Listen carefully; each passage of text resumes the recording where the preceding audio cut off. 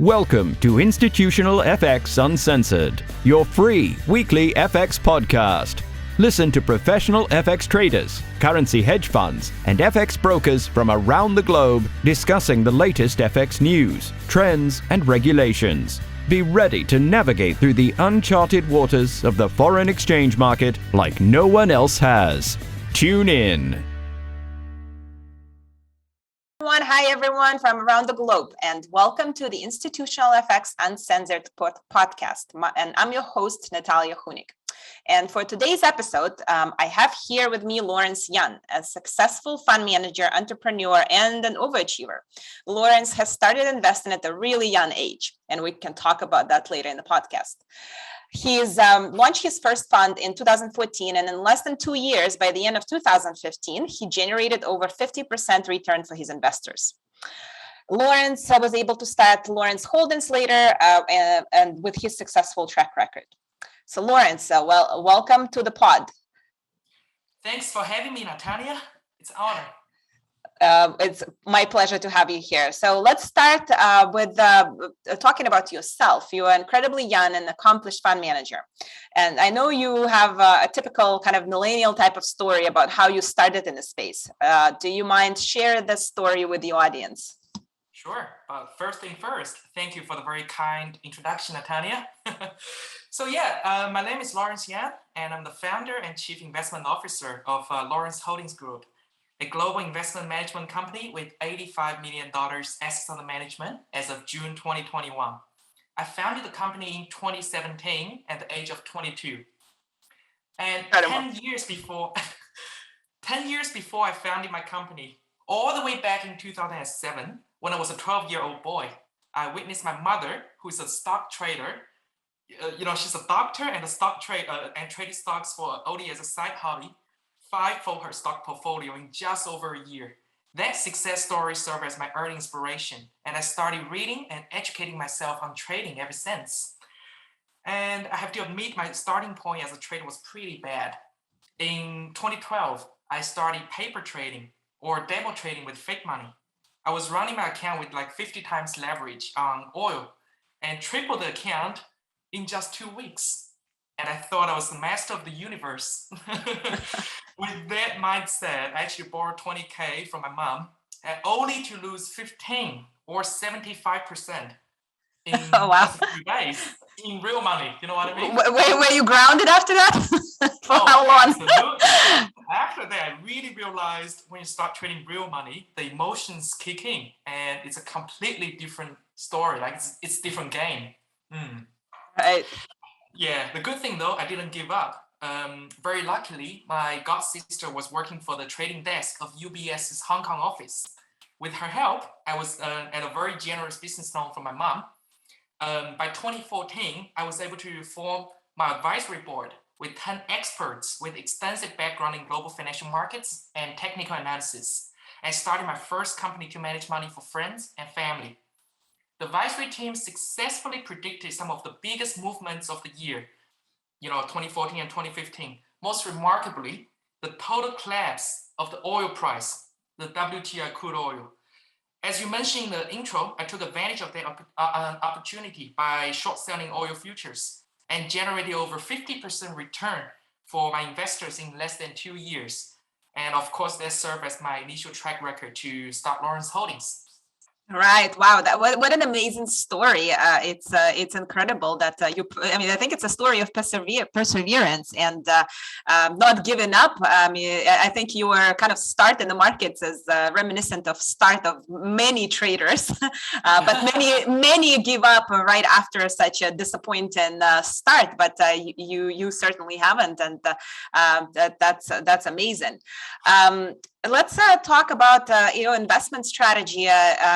We've seen over I think Hedge Week recently released the report showing the more money flowing into hedge funds this year, I guess following the crisis with COVID and uncertainty. I think they report a record $4 trillion assets under management as investors fear inflation and flock into alternative spaces. Historically, especially in FX, for example, historically the carry trade was kind of the trade that made all the hedge funds money. Right now, with interest rates around the world being fixed at record lows, wondering what type of strategies you and maybe other hedge fund investors adopt following this kind of demise of carry trade and rise in inflation, low rates. What type of strategy would you adopt? Do you currently trade in this type of environment? Sure. So Laurence Holdings has 2 funds so far. The flagship global macro fund that I'm running, and the China Opportunities Fund run by my company's partner and chief China strategist, Jeff. Of course, FX falls under the global macro strategy, which also invests in other asset classes outside of FX, like stocks, indices, commodities, ETFs, etc., etc. So in the simplest form, our global macro strategy likes swing trading, the 4-hour and daily charts with asymmetrical risk and reward payoff. We look at opportunities that will give us at least a minimum risk to reward ratio of 1 to 2. By that I mean, for every 1% risk we take, the potential payoff is at least 2%. Mm-hmm. So that's basically the holy grail, the risk to reward of our strategy, let's just say. Mm-hmm. All right, interesting. I think we've discussed it a little bit prior to recording this about kind of plateau that a lot of hedge funds reach in their AUM. 90% of hedge funds don't raise more than $100 million ever. How do you see how to overcome this plateau and scale beyond that number? And actually, what is the reason for AUM kind of plateauing at that level at 100 million? Sure. From my experience, there are 2 primary reasons why hedge fund managers fail to reach their threshold.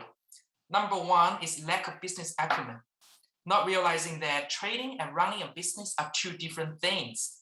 As intimidating as it sounds, being a great trader does not guarantee that you will become a great, successful hedge fund manager. Many very talented traders actually ended up trading their own account or manage money for friends and families only, because they don't have the necessary business skills, especially sales and personal relationship building skills, to build a business up. That leads me to the next point, number 2. Many managers think that raising capital is all about performance, whereas in reality, if you look at the hedge fund market index, there is an inverse correlation between the size of the fund and the performance of the fund. I like to call them the 400% rules. Smaller funds outperform the big fund peers by a factor of 4. And top asset gathering funds on average raise 400% more capital than top performing funds. Think about it. If you were to allocate investments for a multi-billion-dollar family office, and you were given 2 choices to invest in, Fund A with only $10 million under management, but 50% return, and Fund B has $10 billion under management, but 10% annualized return. Which one would you choose? Yeah, I think most people would go with the one that has a lower return because it's less suspicious. I mean, that's kind of my way of thinking. The first one seems unrealistic, right? I mean, if you are returning, less than 1% on your savings account, 50% sounds amazing, but it also sounds suspicious. That's correct. And a $10 million fund is not big enough for many of these family offices to invest in, because at least a single family office by definition will typically have over $100 million investable assets. So 10 million is not really trustworthy for them. Right. And so I guarantee you 9 out of 10 high quality professional investors will choose the 10% return from the $10 billion fund. Interesting. I'd like to elaborate a little bit on the points that you made, and especially on the first one about the lack of business acumen for traders who organize funds and they launch the funds. And I've actually, I see that phenomenon. And what word of advice do you have for them? Do they have to hire fundraisers or traders to kind of free up their own time to do the road shows and other fundraising? How to expand beyond that family and friend type of network? I mean, what type of help is available to raise funds in the larger market? Sure. I think the best way is just to partner up with fundraisers, people who are just extremely good at sales and marketing. And, some people like Oren Clef, I read his book a lot, and he does money raising for living. And, if you're interested, maybe you can find someone like Oren Clef, who's really good at raising capital, and then you focus on your the bread and butter trading of side of the business. Partnership is the most valuable thing, I have to say. Yeah, it's always, I think for a lot of fund managers, it's always a challenge, right? Because you have to have a certain number. I mean, anecdotally, I've heard different number from the hedge fund community, but the most commonly used one is 10 million. That's a point where you start breaking even. And before you reach that point, you don't have free cash to invest into the marketing and sales activity or hire a professional capital raiser. Other maybe that innovative methods that popped up recently for people to be able to scale. I mean, the 10 million is a smaller size fund. I have to say, you just focus on your personal network. I think personal network is very important. Your network is your net worth. This thing will never go old, and to put it a better way, because your network is your net worth. The same is even more true for the finance industry, which puts a lot of emphasis on networking rather than just skills. If you look at how some of the most successful hedge fund managers started, Paul Tudor Jones, first investor in his fund, was his cousin, who's the owner of the largest cotton company in the United States. Right. Steve Schwartzman, my personal favorite and role model, started Blackstone and reached out to 488 prospects for his first fund. The good news is there's plenty of capital out there waiting to be invested. Think about it. At the end of 2020, we had a record $18 trillion negatively yielding debt. There's no lack of capital out there. In the end, it all comes down to how appealing your deal is. For every $1 million investment opportunity that's yielding 10%, there's a $10 to $15 million demand for that opportunity.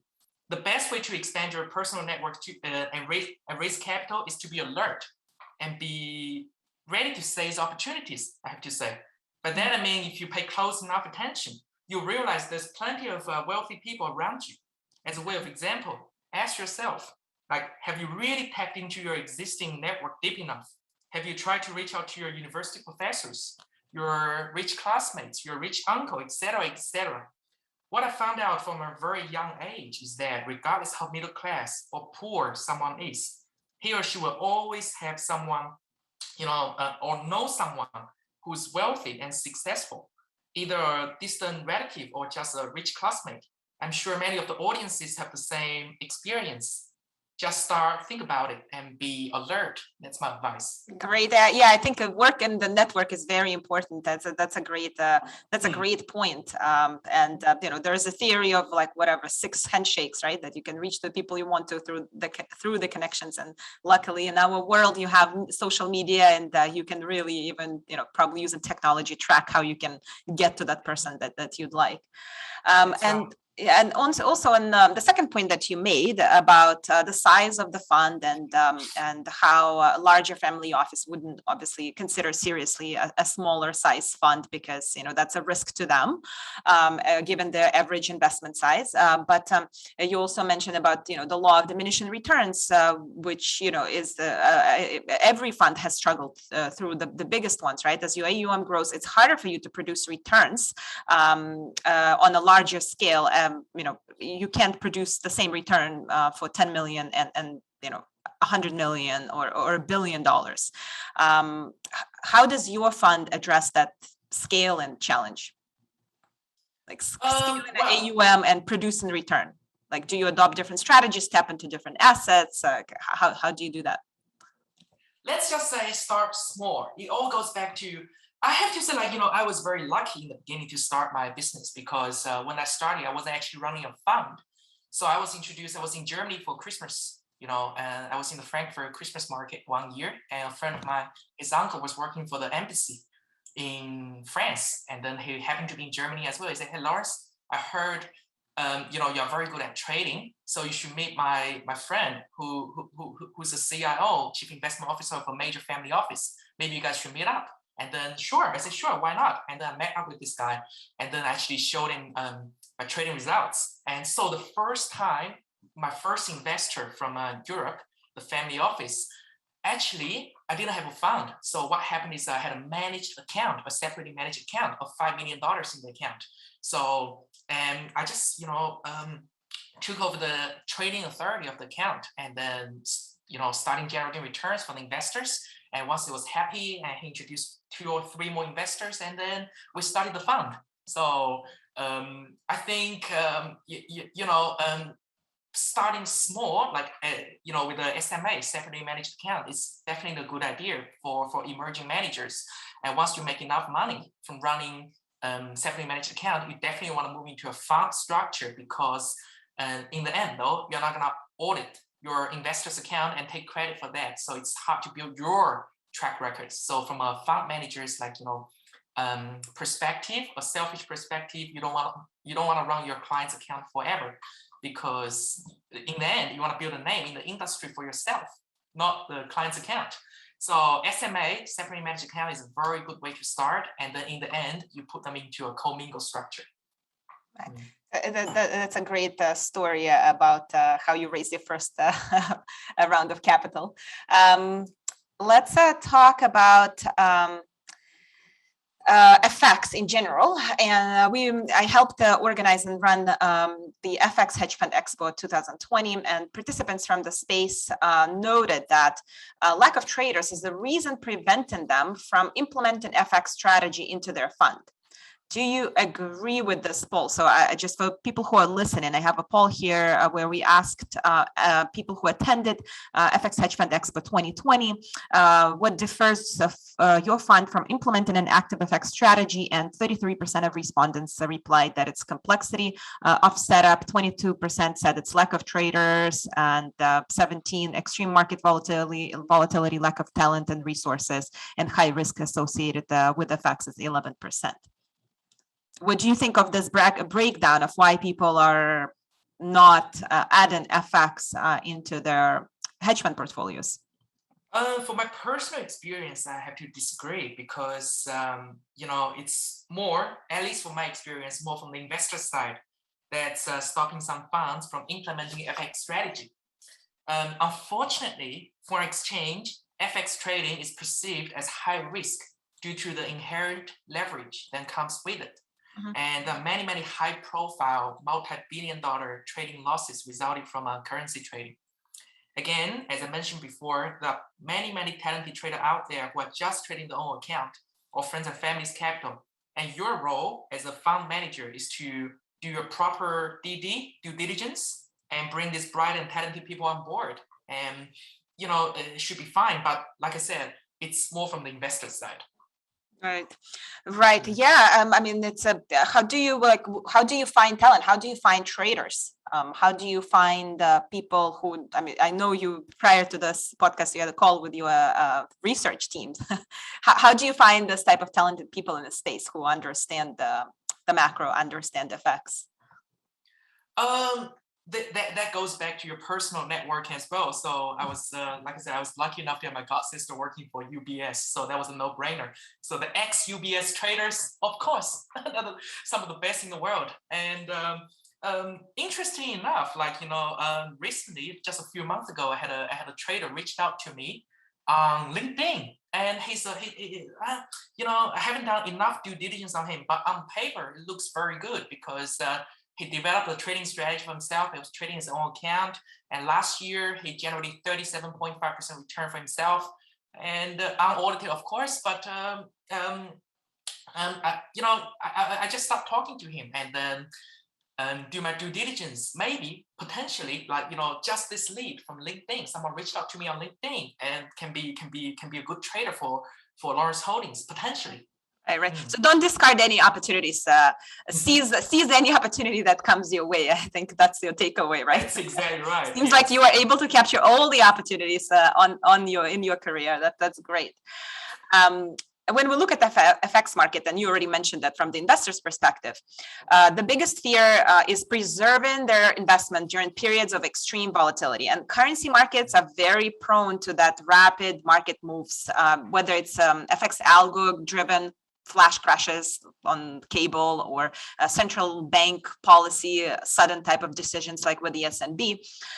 As noted, and I have another poll here from FX Hedge Fund Expo 2020, risk management remains one of the most important criteria when selecting a strategy for investors. What type of risk management do you employ in your fund to mitigate this type of extreme volatility risks? Sure. Risk management is absolutely the core of what we do.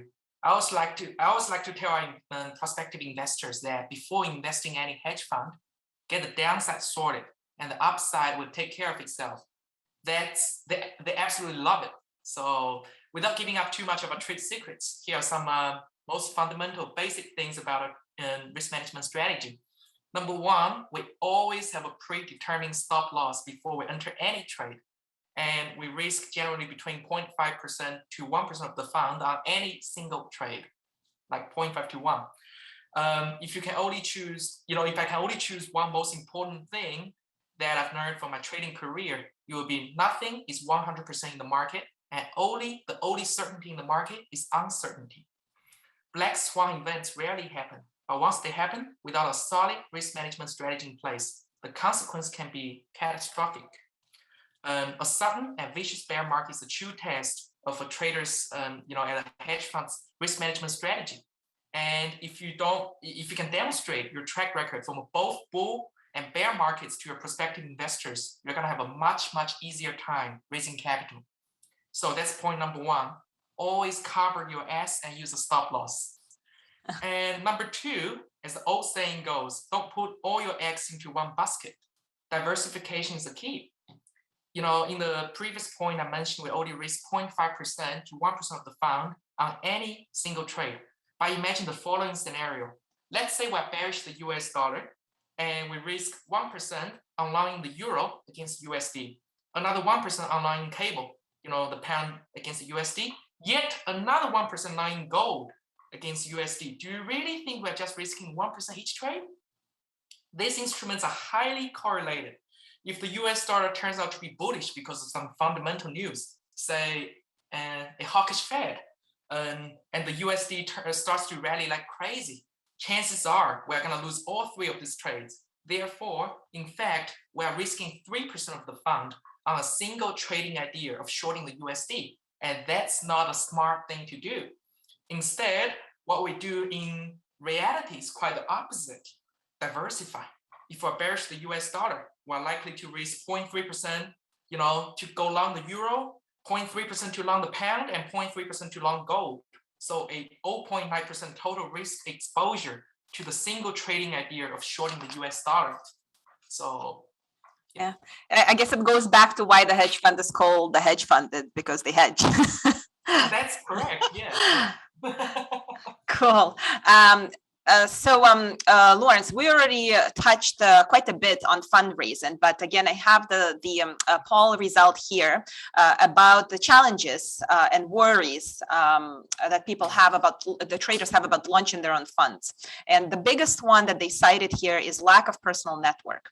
And the major worry that's the major worry for people to launch their own fund. And you already stressed many times that personal network is of utmost importance. I understand that some people, you were, as you said, you were lucky to have someone who was working at the UBS trading desk, but I see a new wave of fund managers coming to FX market who actually come from retail. They've just done really well trading their own account, may not necessarily have the network. What are your thoughts or words of advice to this type of people? I know, of course, you can try to work in network to the fullest. That's obviously, but what if they don't have access to the high quality, high caliber type of network that is able to help them with this? Great question. That leads me to another point I like to say. Another way to expand your network is, as cliche as it sounds, go where rich people go. Many of the horse racing clubs, yacht clubs, and private membership clubs don't cost much to join at all. Seriously, I just joined the horse racing club of South Australia, my state, for 240 Australian dollars, like $180 a year. Oh, nice. A year. And I'm joining the yacht club next week. How's your progress horse rated? Right. Well, I have to find out. A lot of the local wealthies go there. Seriously, $170 a year. Another one, the yacht club of my state is 450, 500 Australian dollars a year, 300 to 400. I'm sure most people can afford that. Go look around for the affordable ones to join first, and you'll be surprised how cheap some of them are to join. And once you get, I think that's a very good way to get started. Yeah, that's great. I also asked the audience at the Hedge Fund Expo about, what are some of the different ways they try to raise funds, and it looks like a lot of people are leaning on their personal reputation, I guess the personal track record, which is obviously to your point that you already demonstrated about, how you showed your record to your first investor, and that was impressive enough, for you to get started. And I think the personal reputation and personal track record, self-explanatory, but also they cited here some other things like social media influence and speaking at the podcasts and industry conferences, third-party marketers, fund manager database. What do you think of all of those? Do you use any of this, the ones that were mentioned? One thing I like to say is as much as I like Preaking, I really like Preaking. I read a lot of reports from them. I don't put my performance data on their website because less than 10% of our target market, which I call individuals, ultra high net worth family offices, go online and search. It's a relationship build, it's a relationship driven market. And so I personally, from my experience, it might work for you, it might work for some other investors, but it just doesn't work for me trying databases Preaking reports actually showed less than 10% of the family office go to online databases and fund managers. For fund managers, I mean, yeah. Right, interesting. It's very much an offline business. Laurence, thank you so much for providing insights into your fund. There's some personal questions for you. You've been incredibly successful, launched the fund at the age of 22. What is your plan for the next 5 years? And if you could invest in anything right now, what would that be? Can you share that with our audience?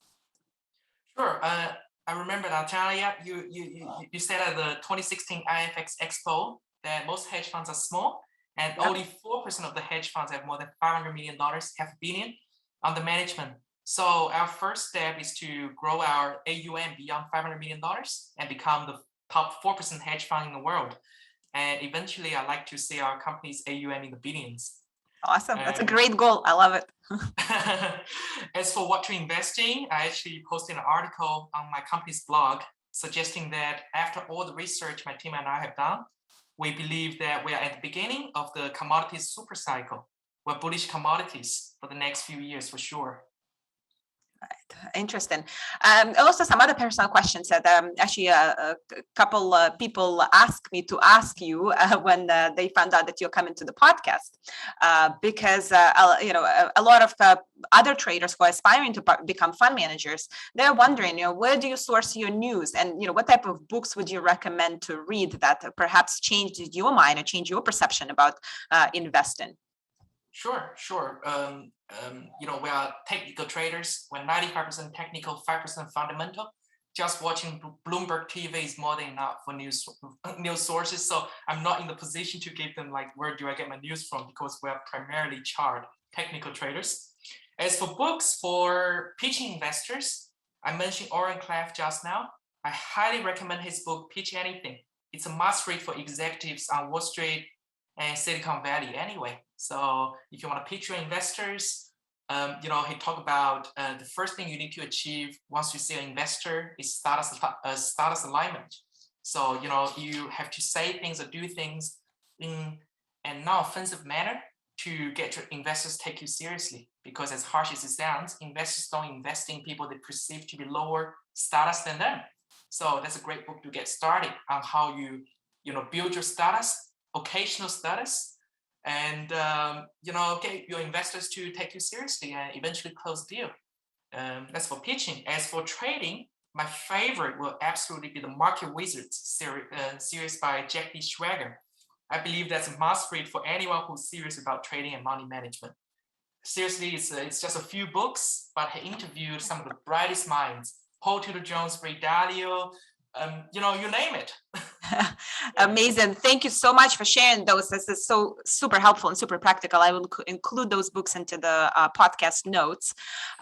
Laurence, thank you so much for coming to the show, and congratulations on your incredible success. And I wish you to achieve the goals that you set for yourself. And thank you so much for your time, and thank you for sharing your wisdom with our listeners.